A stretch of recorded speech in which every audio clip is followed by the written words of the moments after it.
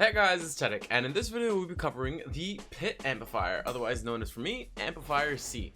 So before we start this video, I want to start it off with the footage as always. So Alright, so this is a tunnel on wave 14.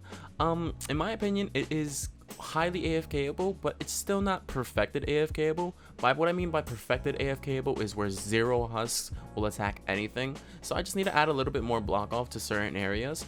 However, I'm going to continue to test that, and once I do get it perfected, I will send it out to you guys. But this is the main tunnel I will be using throughout my endurance runs, so I just wanted to give this out to you. Like I do with Ridge, I do like little updates at the end of videos, and I will be doing little updates at the end of all videos to show you like how the progression goes. And again, thank you for 1,000 subscribers, guys. I really do appreciate it. And now that we're back, let me show you the traps. And before we start talking about this pit amplifier, I have not adjusted it after that wave 14 gameplay. There was a blaster right there that like literally got out of nowhere and started attacking my paw, and then a smasher at the end was attacking that white ramp over there. So I'm thinking to myself, you know what, let's just leave it alone, because that smasher usually shouldn't attack that. But if you don't want to leave it alone, possibly add wall launchers there. But I'm trying to save you guys some tiles before we start building, because you guys are just demanding amplifier after amplifier, and I still haven't done a video where I adjusted the traps on my amps. Like, I'm already kind of reaching the peak of structures, but I still had to delete some more tunnels, like, you know, Bridge North and stuff like that. But if you guys just want to keep doing that, I understand. We'll get your pit amplifier for you, because like I saw the comments. I know you guys want it, and I'm sorry about that. So let's get started. Alright, for pit amplifier, it's really simple. It's really simple. So to start off with, you're going to walk up this ramp, and you're going to have 2 sound wall traps to break propane. These traps will get destroyed because husks will aggro these walls, so it's entirely up for you to leave them. I recommend leaving them because you don't want them just cutting up through here. In fact, maybe no, you have a wall launcher there. Yeah, you can't do that. So these 2 sound walls are built like always, and then a gas on top of the second sound wall. You move 1 more tile forward, there's a sound wall to your left to increase the chances of propane dropping, and then of wooden floor spikes on the floor. You could put tar pits here, but you'll have to replace them every round. And if you want to replace tar pits every round, feel free. Then a 4x wall launcher to reset them all the way down there, ceiling gas on top. Then to the right of that, another 4x wall launcher, wooden floor spikes, and ceiling gas. You could put a tile here like this to cause them to walk in front, and you'll guarantee the reset over here. However, things like smashers and stuff, they'll probably, the chance of them getting reset here all the way over here is kind of high, but like they will occasionally launch out through there, so it's fine. But regular husks and all that, they will always get reset down there as long as that's a 4x. If it's a 5x, possibly smashers can always get reset, but it's not guaranteed. I haven't actually experimented with 5x wall launchers yet. I just feel like the reloaded speed is much more important than 5x's. Then again, a wooden floor spike, 4x wall launcher, and ceiling gas on top. And then you move 1 more tile to the south, and there is a tar pit, wall darts on the right, ceiling gas on top, wall launcher, and then an edited tile, so they make sure that this wall launcher gets its usage. At this point, your tunnel should be starting to float, and this is where it gets a little juicy. So at the edited piece, there is a piece right here edited, like so. So to make sure that if you use this floor launcher, they will fly out through there, but it also guarantees that the husks won't just drop down from here. Oh, that's probably how the blaster freaking fell down. It probably glitched with this. That makes more sense. Wall darts on the left of that for extra damage, and then move 1 more tile to the east. There is a 4x wall launcher to recycle them into the lava, and then a tar pit and a wall dart. Nice wall dart for damage, and yada yada. Then we move 1 more tile to the south. You drop down onto this little plinth, and there is a wall here, a wall launcher on the right of it, and then a tar pit. Then you drop down to the east. There is a wall launcher there, 4x. All of these are 4x's, 4x. And then you drop down, and then there's another 4x wall launcher with a wall on the left and a tar pit on the bottom. This will recycle them all the way down there into the lava, and you'll be fine. Then you drop 1 more tile to the east. There is a 5x wall launcher, a 4x wall launcher to push them all the way down here, and then a floor launcher here. At this point at the tar pit, there should be no tiles here. What you're going to do is you're going to add a tile here, go 2 tiles to the west, it should be floating, and then from that same floor launcher, 2 tiles to the south, and then a tile in between it to make it look like this. The reason why these tiles are here is because there's a new bug, brand new actually, with 10.2, that flingers will push other flingers and then they'll land on top of this. So basically, if you don't have this, flingers will they'll walk up and then they'll fling onto pit. And another thing, which sucks really bad, another bug is now flingers can now throw purple skulls in the lava. So pit's a little harder, honestly. Also, we have a shield here. This shield is to catch anything that flies because we're using 4x's, but we need the 4x's and the 5x's to actually get them over these ridges and stuff. So we just put a little shield, a 7-tile shield. At the end of this, let's say you walk down from the ramp, you go 1 tile to the east, 1 tile to the north, 1 tile to the west, and then another tile to the north, and you'll have a piece there, and then you just make a shield. 2 up, and then 2 up to the left, and 2 up to the right, and your shield will be ready. Now, that's about it for the basics of the tunnel. I haven't seen a lot of husks get down, but like we'll just continue it anyways. I put this for just in case purposes.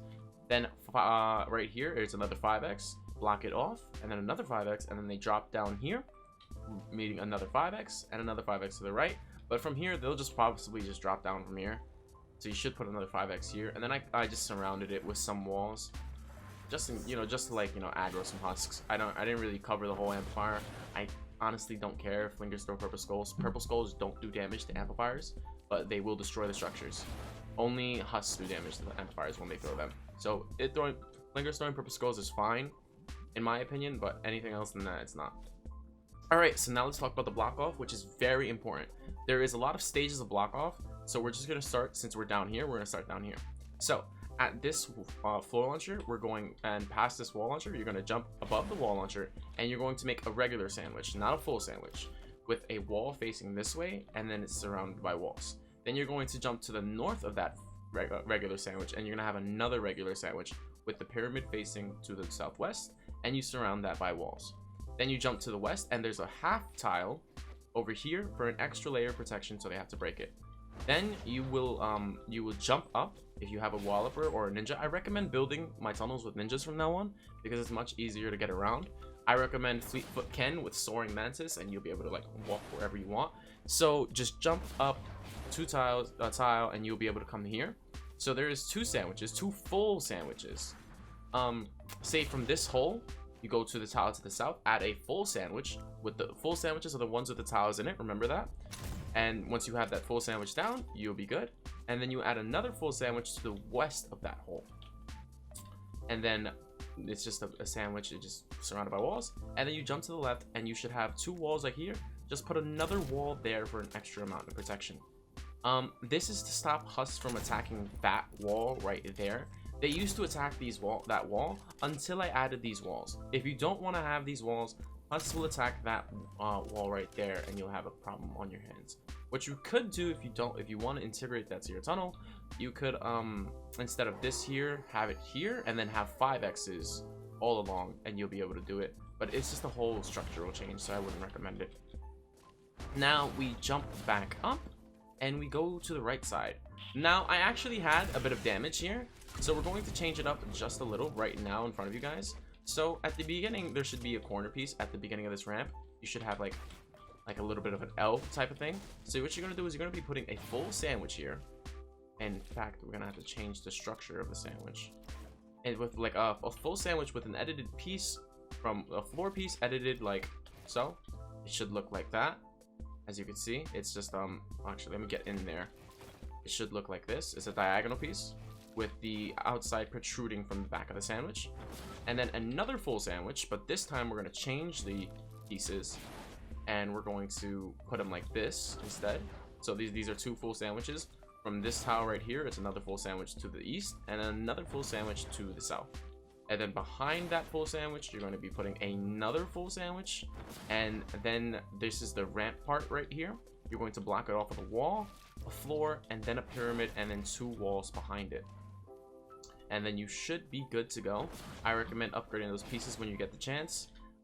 If you want to waste another tile, which I probably will be, I'm just going to put another tile there for them to break this. To just ease them off of my tiles and stuff. However, this does create type of land bridge that they might attack for. However, I don't think so. I'm actually gonna not do that. I'm just gonna leave these because I feel like this is more safer than adding that. And now let's talk about the other block off. So this is the left side block off. There's 2 more block offs to talk about, and a lava bomb shift I actually want to experiment before we get to it. I actually want to change that up a little bit. So behind these wall launchers, we actually have a ton of block off. Way too much. It's basically 9 full sandwiches, and if someone did quick math, or if I did quick math, let's just calculate each sandwich as 1, 2, 3, 4 tiles each. So I guess around 36 tiles of full sandwiches. Wow, that's actually not that bad. And it's like, wow, that's like 9 tiles of trap tunnel. You know what, real quick, I'm gonna calculate it and then I'm gonna get back to you guys. All right, I'm back and I counted all the tiles. It's actually 39 tiles, which, believe it or not, is the same cost of the whole tunnel, like around there. This tunnel right here, this segment right here, is 2.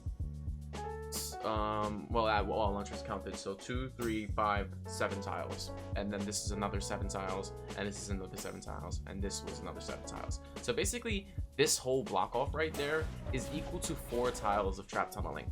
So, yeah, blocking off things are much cheaper than actually, you know, trap tunneling it. So it's basically full sandwiches all around, and all the full sandwiches have this structure, so I can show you, so we can save you some time. I'm gonna do it out of wood. You have 2 walls down, pyramid down, and then you're going to be putting a floor tile edited like that, and then you surround the sandwich. It's all of them are like that, every single one of them, and I'll come to show you right now just to verify with you. It's basically in a 3x3. Every single sandwich is like that. That one's brick because I ran out of resources. Don't actually do that. Do all of one's resource. And yeah, I guess those full sandwiches, starting from this wall launcher right here, just to make it clear for you, starting from this wall launcher, go 3 tiles behind, then 1 tile to the north and the south. I won't be building that for you. And now I'm actually going to I'm not going to experiment with that. If you want, just put wall launchers there. I'll probably be I'm never AFKing Endurance really, so I'll probably be playing as a Zenith, and if I see a Smasher attack this wall for no reason, I'll just freeze it and kill it. But if you want to make it more AFK, we'll put wall launchers all along this, and it'll most likely reset the AI to make them walk back over there. And behind this one, we have another type of block off. In fact, it's actually relatively not so cheap. Actually, yeah, it's cheap. And it is the lava shield. So for this one, we have a lava bomb shift in terms of 3 tiles right here. So right here at the end of the hill, there's 3 tiles down, and then behind those 3 tiles, behind those 3 tiles of lava bomb shift, we have another set of tiles. We have full sandwiches basically behind them. Same way as we built the other full sandwiches for there. It's just 3 full sandwiches here. And then for this one, it's a little bit different because I just wanted to cut some tiles. It is 2 ramps and a pyramid piece edited to the southwest, and then just 3 tiles underneath it, because this is to shift the lava bomb in front just in case anything attacks this, and then they'll just die. But usually nothing should attack this. With the old construction of my tunnel, where I had wall launchers over there that I used for the clear, that's when they used to attack it. That Smasher that attacked it, it was just kind of sus, honestly. And then we have 2 tiles above here. As you can see, the lava bomb is right there. Then we have 2 tiles above here to make sure that we get a lava protection, because I did have an issue where a lava flung from here, and I don't want that again. So I'm leaving this lava protection there. If you want, probably experiment with the lava bomb shift, and you could probably put tiles there, and then there won't be a flinger issue. But the tile cost would probably be the same as the lava shield, so you might as well just leave the lava shield. And yeah, that's about it actually for pit. It's pretty simple. That tile right there, I actually don't know if that's useful anymore. This used to be for Devil North, so I'm actually going to flip it. Check it out. And yeah, thank you guys for watching. The next video that I will be uploading is, because at this point you guys should be running out of tiles, I'm going to run through my amplifiers, every single amplifier in the game, and I'm going to show you what I cut out and what I left in the tunnel. Like, for example, do you guys even recognize this Bridge West? Like, it's like 50 tiles, believe it or no, like 70 tiles. It's a 70 tile Bridge West, and it's AFKable on the higher waves. So I have to definitely show you this. This is my old Wise Wolf, or Forge 1 Benrek.